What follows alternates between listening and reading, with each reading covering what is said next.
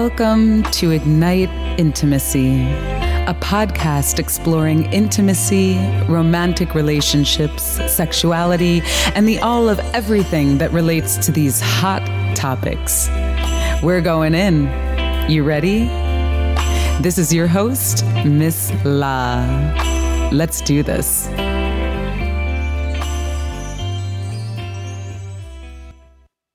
Hello. This is Miss La, and welcome to another episode of Ignite Intimacy. It is awesome to have you here with us today, and I am so excited to introduce you to today's guest.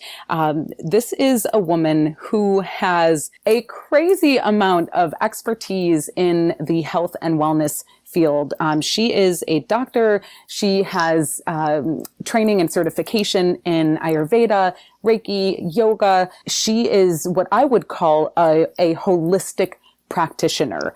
She also works with the feet and the ankles, which are the foundation of our bodies. So I am thrilled to have this woman on the line here with us today. Dr. Michele Summers Colon is the author of Body Wisdom, 10 Weeks to Transformation so you can get and feel healthy again. She is also a physician, entrepreneur, yoga instructor, and a motivational speaker offering workshops and online courses based on her book. She hopes to inspire women to live happier, healthier lives that honor their own bodies, wants, and desires. Dr. Michele is a holistic podiatrist in Southern California and lives with her daughter in a suburb of East Los Angeles, where she hikes and practices yoga. You can visit her online at drmichele.com, and that's Michele with one L. So drmichele.com with one L. And Dr. Michele, thank you so much for being here today. Welcome to Ignite Intimacy. Oh, thank you for having me. Absolutely. My pleasure. I'm so interested in learning a little bit more about your journey into the work that you've been doing, because you have a serious foundation of education and certifications that you've acquired through the years. So I'd love for you to just give us some insight into who you are and what your journey has been like that led you to this place right now, before we dive into the topic of Ayurveda and sex and sexuality and all that good stuff. Sure. Well, I've been a physician for 19 years, so going on 20, which is hard to believe sometimes. But, I've had a lot of training in Western medicine throughout all my years of schooling. And it wasn't until about 8 to 10 years ago when I started really getting sick and having a lot of GI symptoms and issues going on in my own body that really led me to holistic medicine. So I was going to different doctors and wasn't getting better. And I was told pretty much that this is just something I'm going to have to live with and just take this pill whenever I'm feeling sick. And I didn't really want to accept that answer. I knew that there was something better out there. So I started looking into different types of holistic medicine. And that's when I really found Ayurveda and yoga. And they really go together as sister sciences. So I was really looking for something that would calm my digestion down, would take care of the pain, the bloating, and all the symptoms I was feeling every day after I ate. And the yoga really helped me with, I was getting some back pain and some headaches and just different stress-related symptoms. And so the two things really worked together to help me heal. And I didn't have to take any medication. I didn't have to have any surgery. So all these things that my regular doctors were telling me were not true. And so that's really what just led me to keep studying and find out more about the different types of holistic healing that I could find to help myself and that I could start teaching others how to do on their own bodies. And that's what pretty much led me to where I am now. And once I really got better, I knew that I had to teach this and that I had to incorporate this into my practice. So that's what I started doing. And now I teach online and reach more people. So it's really been a really incredible journey. Oh, that's amazing. And so talk to me about the work that you do with the feet and the ankles. Well, I was trained as a foot and ankle surgeon. And so I pretty much treat any foot or ankle condition that comes into the office. But my approach is to do everything I can without having to do surgery to make the patient feel better and walk and live a healthy life and do all the things they want to do, whether they're runners or whether they're retired, stay at home citizens. So I really try not to do surgery, but when I have to do it, of course, there's a need for it sometimes. I also see a lot of diabetic patients. And so for a lot of those patients, it's all about prevention and education and really teaching them how to take care of their bodies and their feet so that they don't end up later having to have amputations and things like that. So yeah, that's what I do. A lot of the patients that come in are in pain, whether it's heel pain or their legs are cramping up every day or something like that. So with those patients, I try to incorporate the yoga. I try to give them stretching and different ways that they can exercise in a way that they like. Because with exercise, that's really important. If someone's just telling you to go do this or that, and it's something you don't like to do, you're probably not going to do it. So it really takes a lot of time to get to know people's daily routines, what they like, what they don't like, what are they already doing, what have they tried already, to really, get the right treatment plan together for them, because everyone's different and every single patient has to be treated as an individual. Well, I'm, as you know, coming out to California, so I really look forward to seeing you in person and talking with you about some of my own stuff that's going on with the feet and the ankles and, because that is the foundation of our physical body, right? Yeah. And I was just having a conversation the other day with another foot surgeon, and he treats a lot of athletes, especially some of the Olympic athletes. And so we were talking about how everyone can benefit from strengthening their feet and ankles, whether they're doing stretches or balance, the balls and the different balance type exercises that we can do. So it's really important, and people don't realize it. And even if you're not an athlete, but you're on your feet all day, just doing some simple exercises for your feet and ankles in the morning can actually prevent foot pain from cropping up during the day. Awesome.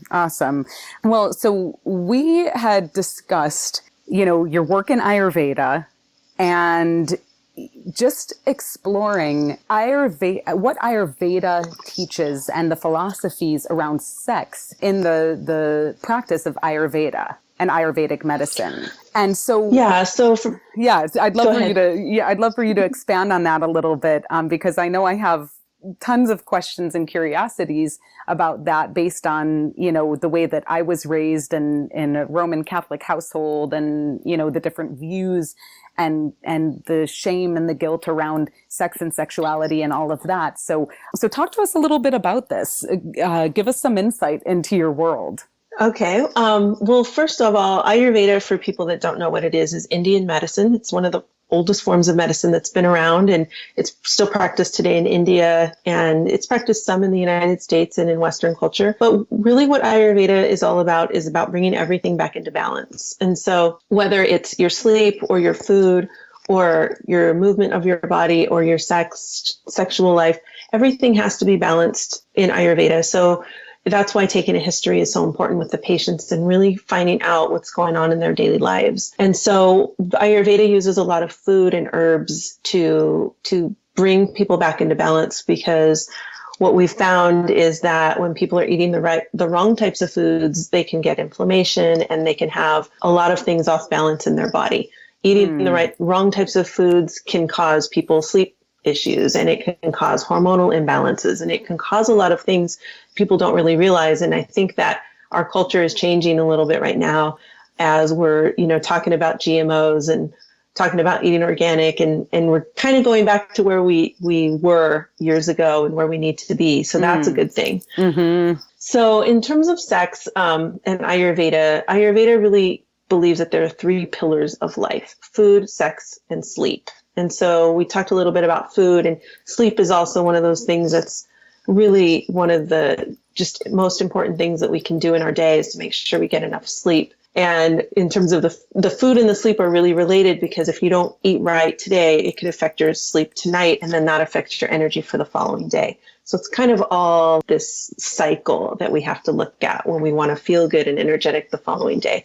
And so in terms of sex, we have natural sexual urges, and, Ayurveda talks about them and talks about not letting these sexual urges build up too much, because that could get you off balance and if you're having too much sex, or the wrong kind of sex, meaning, not with an intimate partner. And for some people, Ayurveda believes, like, if you're not in balance and you're not feeling good, you shouldn't really have sex. You should, like, make sure that you feel good, that you have enough sleep, and that your digestion is in order and all that stuff before you have sex. So that's kind of what they want you to focus on first. And then once you're feeling good, then, the sex is going to feel good too. So everything's about balance. And whether you're talking about the sex or the food or the sleep, it's about getting everything back into balance and not letting those urges build up too much, because then that will also start causing problems. Yeah. I am curious about this because I have had conversations with a couple of folks that decided to take a break from being sexual, and their break turned into like a 4-year plus, basically not having any contact, not even self-pleasuring. So really going into a mode of abstinence. And I know that I felt triggered by that and just wondered, like, gosh, like, I don't think I would ever want to feel not connected to that part of myself, or to feel like that wasn't an important part of my life. And I did a 6-month man pause from December till June. And I was mostly not intimate during that time. I had a couple of sort of light intimate encounters, but nothing, that was too intense. And then, I had abstained from sex up until recently. So like about 8 months, which is the longest I think I've obtained from intercourse at one time in a very long time, like at least a decade. And so this is interesting to hear you talk about this, because I notice in myself, like, it can almost become like I have these spikes where it can become, and I don't have a partner right now. So I'm rolling solo. I'm a free agent and, doing my thing as I feel guided and aligned to do so. But I notice that I can have, if I'm not having any engagement, it can almost like become like I can't get my mind off of it, And I find that, like, I'll go through a day or two here and there where I'm just like, feel like ravenous, for connection, for that type of physical connection. So it's cool to kind of hear you talk about this balance of life, and that, sex is most certainly a part of that balance. Yeah. And it's really, it's also about the intimacy. I know that that's, one of your focuses on this show. It's about the desire to express the sexual energy that comes up in our bodies. And I'm not an expert in the chakra system, but I'm sure someone could come on and explain, the different chakras and the different energies. But, having those energies in there in the different chakras. And then also people have probably heard about Kundalini energy and Shakti. And so these are all different ways to describe this natural sexual energy that we have in our body and in our essence. And so a lot of times it's a need to express this energy and the need for intimacy to be expressed. And really through these intimate relationships, that's what happens. And so if we're depriving ourselves of sex or trying to squash that sexual energy down, we're not letting ourselves express these natural human needs that we have to express. Mm-hmm. Mm-hmm. Yeah, absolutely. Well, and so it sounds like you're making a clear distinction around intimate relationships as opposed to just like hooking up. Right. Well, yeah. In Ayurveda, they do, the ancient texts, do specify that intimate relationships are preferred, but it's not against sex, and it's not against self-pleasure, but it's like the preferred way of channeling that energy would be through intimate relationships. Mm-hmm. Okay. And so what if you're not in an intimate relationship? What if you're someone like me who's been sort of like religiously single, through most of my adult life, really? I mean, I've had plenty of friends and lovers and a couple of boyfriends, but really there have been long gaps between boyfriend, like, committed boyfriend relationships, type of relationships for me. So what would you say in that instance?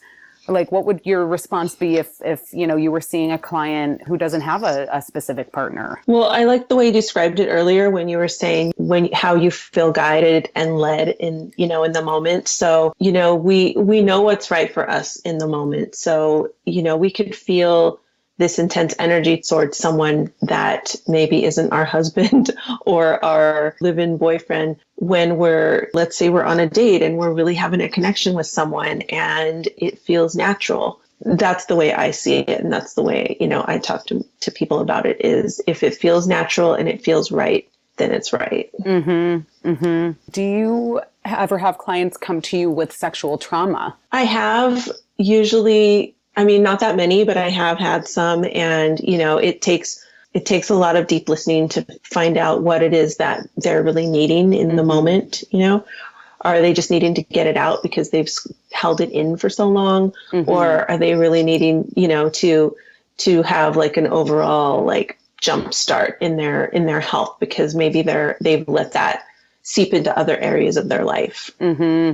Yeah. And is there any work that you do with a combination of Ayurveda, Reiki, yoga that helps to bring someone who's either had trauma, or maybe you're dealing with women in long-term marriages or long-term relationships, or women in menopause who have lost their libido? They're just not feeling connected to that part of themselves that has that fire and that more Kundalini and Shakti energy. Yeah, there's some things that we can work on with the Ayurveda. Well, the overall health and wellness piece, looking at their daily rhythms. What are they doing? What time are they sleeping? Are they going to bed at the same time as their mate? All of that kind of thing to make sure that they're having that intimacy there. Because if their schedules are totally opposite and they're not seeing their husband, that's going to also obviously be an issue. But let's just assume all of that is normal. Then there are some different foods and things we can recommend to help get the natural body fluids kind of going, and also looking at their hormones could possibly be off balance. And so there's a lot we can do with Ayurveda to get the hormones back in balance. Okay. And we really need to look at foods and sleeping in those instances, and also making sure that they're moving their body and getting the energy moving. Because a lot of times when this sexual energy is kind of stifled, a lot of other things are too. Maybe they're also constipated. Maybe they're also not exercising because they just kind of feel like this low grade depression, and they're kind of like not doing anything but just their minimal, like going to work and coming home. So we got to look at everything, kind of get everything flowing so that we can get all those fluids moving through their body. That's great. And are there any specific foods, and I don't know if it like differs for different people, but are there any go-tos that you suggest when you're working with clients or patients that are feeling stuck and kind of blocked off to that energy? Yeah, what we really recommend is, let me back up first 1 second. In Ayurveda, there's really 3 kind of body types, or what's called doshas. And so the kapha dosha, which is very heavy and like water-based, also there's foods that are similar to that. So those are the types of foods that we want to recommend for people. So things that are not dry and airy. So not things like bread. We want to get nice, juicy things in their body, like juicy fruits and, a lot of fluids, and those kind of things are usually what we recommend. Okay. Yeah. To kind of just like moisten the body from the inside out. Yeah. Yeah. Yeah. I know my twin sister had recently seen an Ayurvedic practitioner, and she was saying that she was dry. So she recommended some different foods and oils and practices that would just help to lubricate the inside of her body, which I thought was so interesting. Like things we can do more specifically would be cooking with ghee. Ghee is clarified butter. It really helps moisten everything up. Having things like coconut water and soups and milk, but it doesn't have to be dairy. It could be like almond milk or something like that. And doing those oil massages on yourself every day. So we want to lubricate the outside and we also want to lubricate the inside. So ghee is really good. You can even have ghee in warm water in the morning, like instead of having coffee, because coffee is very drying, you can have your warm water with ghee instead. So all those kinds of things to really get you moist and lubricated. Great. And then what do you suggest for, because, I love the idea as well of doing like an oleation practice where you're putting oil on the outside of the body. And that's something that you can do with your partner as well, that can definitely spice things up and heighten the energy when you're, wanting to connect in more intimate ways. So what type of oils do you recommend are good for the outside of the body? Well, I would recommend sesame oil, and sesame oil is very warming. And so that one's really good. And you can also add a couple drops of essential oils to your massage oil. So I like at night to add a little bit of lavender into my sesame oil so it doesn't smell like sesame. It smells like lavender, which is also good. But it's really good because it's very relaxing. And, when people are dealing with things like low libido and, sexual issues, you want to be relaxed. So that's a really good one to add to your oil. That would be the one that I would recommend because it's so warming, and, putting warm oil on your body feels kind of stimulating and good anyway, right? And what about like almond oil or coconut oil, sunflower oil, any of those? Those are all good as well. The coconut oil is a cooling oil. So if you're someone that tends to be too hot, like let's say someone that's going through hot flashes, that one would be really good. If it's in the summertime and you want to be intimate, but those days where you're just so hot and sweaty, you're just like, I don't know, that would be a good time to use it. Or anyone who it has the dosha called the pitta dosha, which means that they're always kind of hot. You know how some people are always kind of hot and you're fighting over the temperature? That would be a good one for them because it's very cooling. Okay, great. And I don't know if you know anything about this, but my soul wants to ask the question. As far as like lubrication, if you're being sexual and intimate with someone, do you ever make a recommendation about what would be like the most natural way of, lubricating? I know there are some products on the market. I don't remember the names of them that are really naturally based, but I know that I've heard that, maybe oil is not necessarily the best way to go. Do you ever make a recommendation on that? So yeah, it's funny because in Ayurveda, there's kind of like this little phrase, like if there's a hole, oil can go in it. So we pretty much recommend using oil, like the oil we were just discussing, or ghee, to oil your ears if you're having, ear issues or balance issues. You can use it in your nose if you're having any kind of sinus or respiratory issues, or people that have asthma. The flushing that people do in their mouth, you can use coconut oil, or any of the senses. You can even put some ghee in your eye for people who have the dry eye syndrome. So that is all recommended.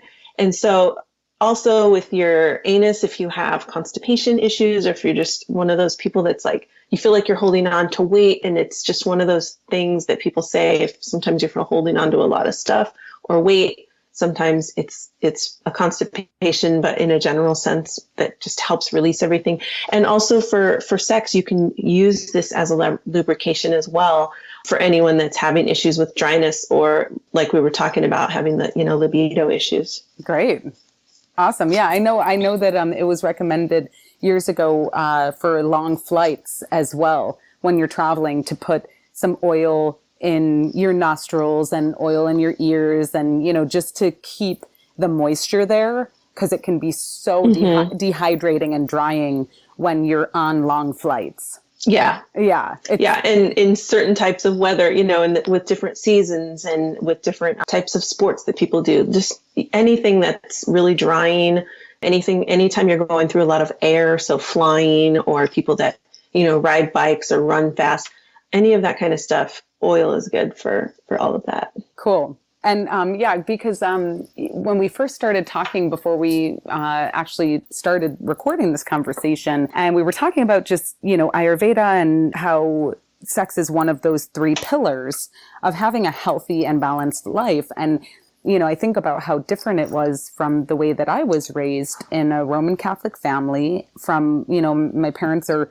2 generations older than my twin sister and I. Were the youngest of 5. And so the conversation around sex and sexuality was just like, you don't have sex until you're married.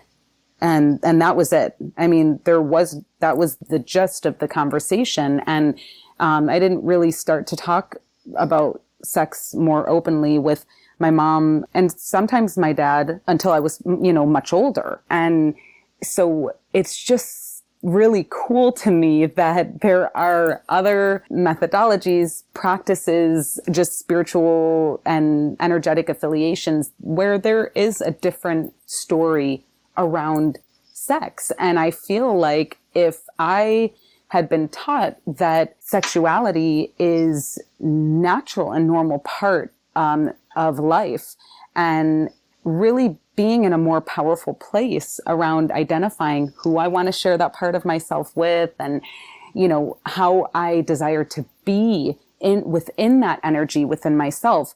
Oh man, the past, 30 years of my life would be much, much different. Yeah, I totally agree with you. I was raised in a similar environment, so I know exactly what you're talking about. But yeah, it is really cool to see how different cultures view it, and knowing that the desire for sex can sometimes just be an expression of pleasure or intimacy, or even the desire to connect with nature or the divine. So all of these views, it's looked at it in this way in Ayurveda. So it's not just about procreating, although that's one of the things it can be. Well, exactly. And I can't remember who I was speaking to about this recently, but, or where I heard this. I don't know if I heard it on a podcast or an audiobook that I'm listening to, but anyhow, it crossed my realm somehow over the last couple of weeks. And, you just wonder, what would it be like if you were given a safe space to explore sexuality in your home where you were raised, where there was more of an open conversation about it, and just a knowing that you could ask your parents or your guardians questions about it, and you could explore things in more of a safe environment.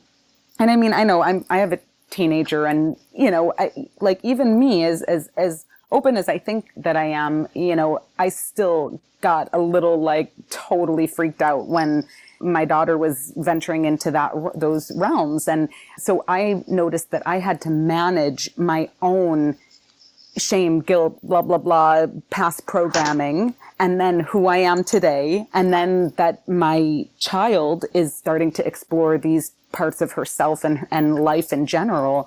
So, I noticed that I really had to kind of just be really present and aware of what my own stuff that was coming up in relation to all of this. But, I just wonder what would be different about our society and how we navigate these realms of sexuality and who we are as sexual beings, because that is a big part of who we are, and getting away from the conversation that sex is only for procreation and it's not for pleasure, really moving away from that old story and opening up and expanding into one that's sex is okay, and this is how you choose who are the right partners for you, and these are the subtleties that you notice, and this is how you talk about sex and what you like and what you want and what you don't like with your partner, and this is how you stand for your no, and this is how you honor the no. You know what I mean? Mm-hmm. Yeah, I know it would be so different obviously for both of us, but for society. And I think that's, we've always heard that in Europe, they have different views on sex, and they grow up knowing about sex, and it's not a taboo subject. And it's always said that they have a lot more healthier views on sex than we do as adults because of the way they were raised. So there's definitely something there. Yeah.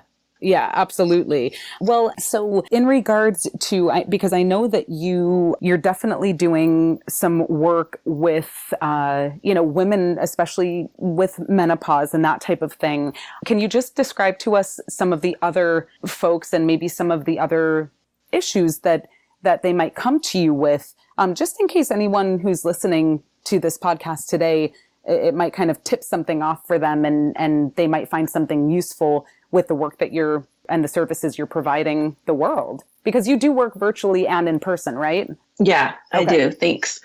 Yeah, I think that the main things that people come to me for include issues with sleep. So they're feeling sleep deprived. They don't know how to get back on track with that. And it's affecting all other areas of their lives. Also stress reduction. How can they, not be stressing out at night, and how can they, get more done so that they're not just worrying about things all the time. So those are two of the things. Also the adrenal fatigue. So once your hormones get off balance, it just starts affecting everything. And they get into this cycle where they're waking up in the middle of the night and at 3 or 4 in the morning, they can't get back to sleep. And then they're getting up to work at 4 and then going back to bed at 6, just getting on these crazy schedules. So those are some of the things that we really work with. And the other big one is weight issues. So how can they get rid of this weight? They're holding on to weight. And so we have to really look at what else are they holding on to and how can we form a plan for them that's going to work with their, schedule. Awesome.